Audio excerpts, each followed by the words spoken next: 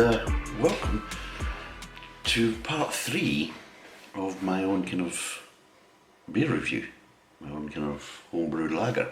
So in the first part we looked at the carbonated brew after 5 days of being bottle conditioned and 7 days of basically being fermenting in the cask, and also doing a bit of cask kind of conditioning as well.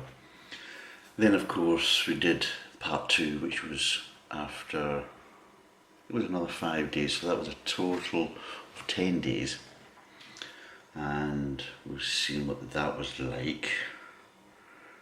Now I'm just trying to think where we are now. Now we're on part 3, and this is the other brew. This is the non-carbonated brew. This is the first time we've been looking at this. Now this has been left alone for 17 days now. So 17 days in the conditioning in the bottle, and here it's here. So again, we don't know because this hasn't been carbonated, so we'll have to see what it's like to see whether it's got any carbonation. If there isn't so much carbonation, I think that's more down to these seals, because I have to be honest with these type of bottles. These seals here are a bit hit and miss. You open a bottle and it's oh, it's well carbonated. Next bottle, it's quite flat. So it's still the same beer, so it has to be, it's losing it. Some of the seals aren't sealing properly, but we'll soon see what this looks like anyway. So we'll crack it open. Hopefully there's a psst. Yes, there is. That's a good sign. Good. We'll pour it out and we'll see what it's like. So it's a non-carbonated brew. Let's keep the hoochie in the bottle. There we go. As you can see, it has got a different smell from the first one, but there was a lot more carbonation drop in there. There was a lot more because we're going for a second kind of fermentation in the bottle, so that's what we're kind of going for. So it's fairly clear. It's not too bad, but again with the secondary fermentation it does tend to kind of still kick up, and of course there's still a lot more movement in the bottle, so you have to make sure that it's all finished before you really get the final kind of settlement and the clarity. But it's not too bad. It's well carbonated. I'm getting hops. I'm getting grain. And I'm getting that kind of ever so slightly metallic, you know, that kind of ever so slightly kind of iron or copper. So yeah, let's crack in and see what it's like. Oh, nice mouthfeel.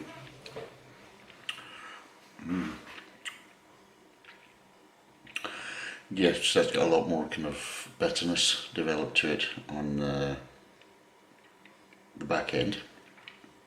So it is so it's a good kind of bitter aftertaste.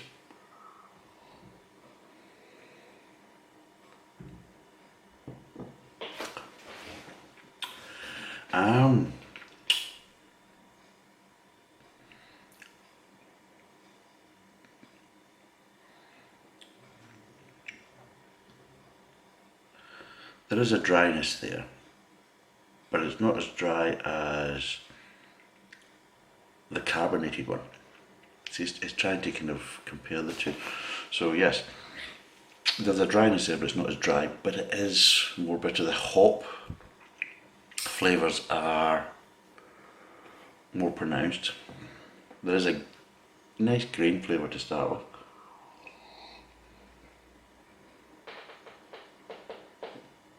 The carbonation is different. It feels on the tongue that the bubbles are smaller and more concentrated, so it's more of a concentrated, bubbly kind of situation. And you can see how it's looking at the top, it's bubbling away like a cauldron. So the carbonation feel is different. I mean, the carbonated one had a nice mouthfeel, but it was a different mouthfeel. It was nicely carbonated, but it was like kind of bigger bubbles, kind of more gentle on the tongue. These are a bit more vigorous, smaller, and it seems to be more of them, but it's not overly gassy, but yeah.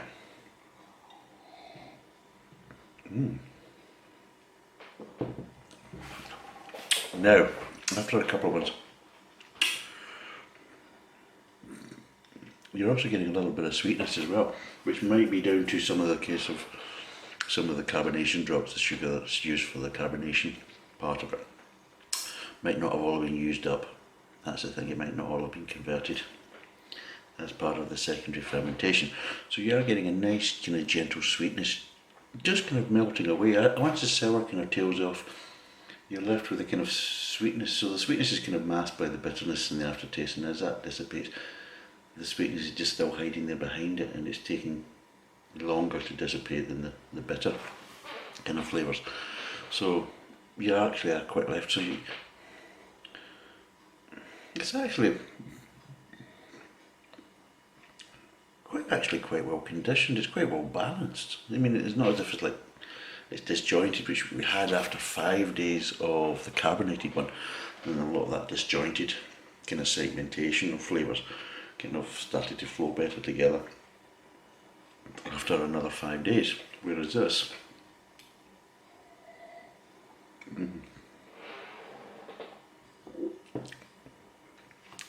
it is a lot better already.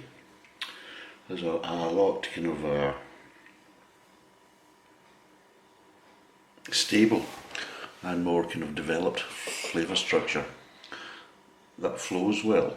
They're not disjointed or segmented, and I think if you basically continue to condition it, I don't think you might improve some of the flavours a little bit and get the flow just a little bit better, but it's basically very, very close to being there.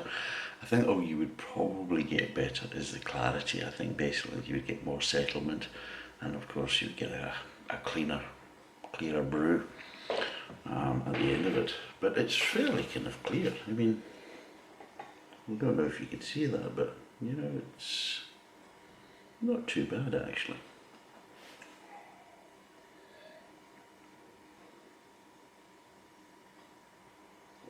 What I am surprised with is the flavour profiles. Now, between the two, which is actually better?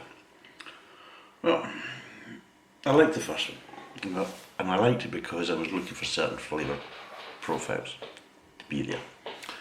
If they weren't there, then I would have classed that as a failure, because the recipe was supposed to develop these type of flavours, and if you basically put a recipe in and you brew it and it comes out and there's certain flavours not there, then it hasn't worked.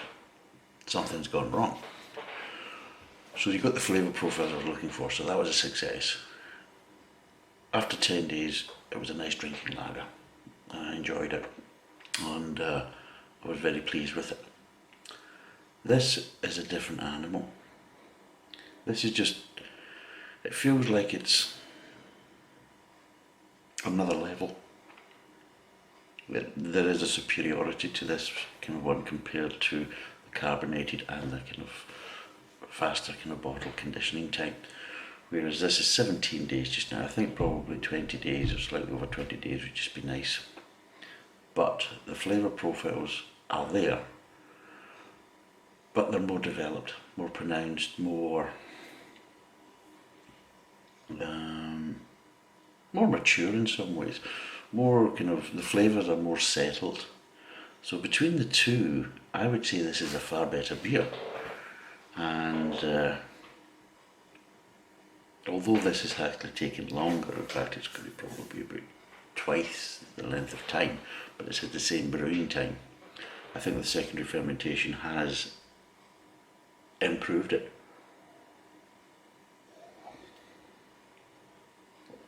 By quite a margin.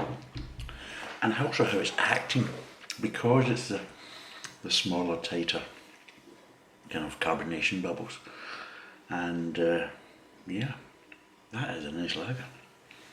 I'm very surprised at the difference. I expected to have a difference, but I didn't expect it to be that much of a difference even between the style of carbonation and the bubbles and everything else. So, I mean,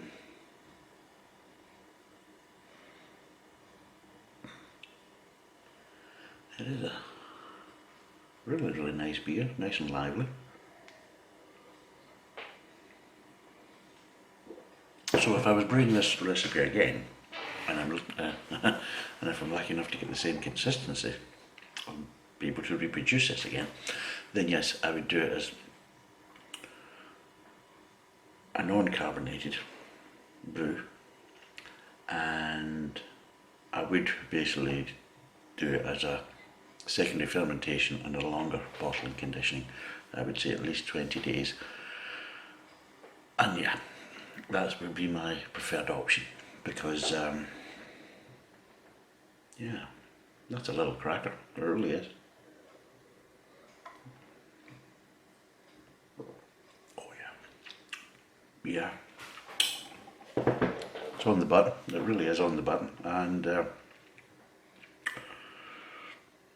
after a couple of sips, is that kind of initial bitterness is kind of, your mouth has got acclimatised, so you've got the bitterness, but it's a more kind of controlled bitterness, and you do have that nice little, ever so gentle kind of sweetness just tailing off from the bitterness. And yeah, it's very good, very easy to drink. I mean, well, as you can see, it really is. Excuse me, easy to drink, and as you can see, it has got some good carbonation.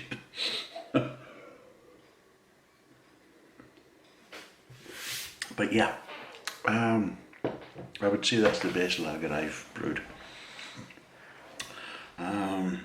I find it easier to brew ales and stouts. You get a better chance of success. I think lagers can be a lot of hit and miss. They can either be too sweet, or not dry or crisp, or there's so many different. It's very subtle flavour profile, so it's quite hard to actually get them right. So I find lager, although it's classed as a kind of more kind of mainstream, sessionable, easy to drink kind of beer and less kind of complex, actually making it is actually more of a pain in the backside, and trying to get the recipe right and everything else, than say an ale or a stout. And I would say yes, I've had kind of lots of hits and misses, but yes, I've done the same recipe, 2 different types of brews on 2 different vessels, and both have been a success. And yeah, this one out of the 2 is the best. It's just so nice. It's so well developed, and it just acts the way you want a good lager to act like. It's absolutely on point in that degree. So yes, this is a better beer.